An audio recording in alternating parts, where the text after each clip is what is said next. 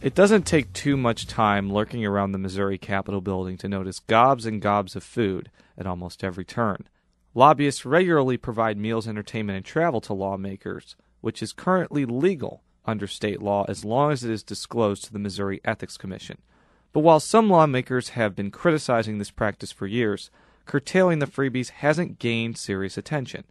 That might have changed last week when House Majority Leader Steve Tilley, one of the most powerful lawmakers in the General Assembly, announced he would include a lobbyist gift ban in his ethics proposal. The Perryville Republican said he made the proposal because the practice creates a poor perception of lawmakers. For years, legislators have essentially been split into two camps, and it's not necessarily on partisan lines. There are some Democratic lawmakers who have been unsuccessfully proposing bills to curb the amount of lobbyist gifts someone can receive. There are also some Republicans who have made it a point of practice to either refuse or reimburse lobbyists for trinkets.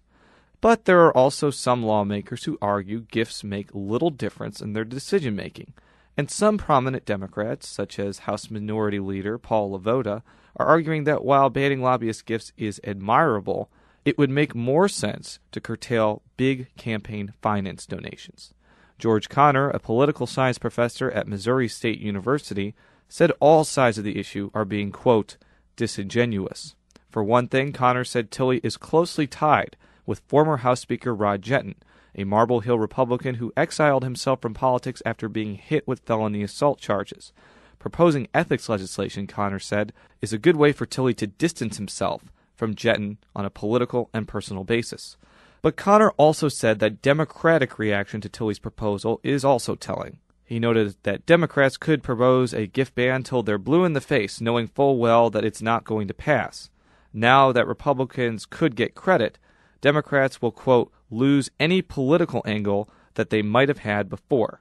Yet even if lobbyists are no longer allowed to bequeath food, entertainment, or travel anymore, they'll still be able to provide potentially important information to lawmakers, and many of those legislators are hamstrung by inexperience due to term limits.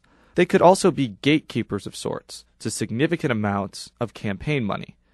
When it comes to the smorgasbord of ethics proposals, curtailing meals or entertainment might not make a revolutionary difference in Jefferson City politics. But if it doesn't make a difference in the decision-making process, then perhaps it wouldn't be too much trouble to clamp down on the process either. I'm Jason Rosenbaum. Killer Tofu!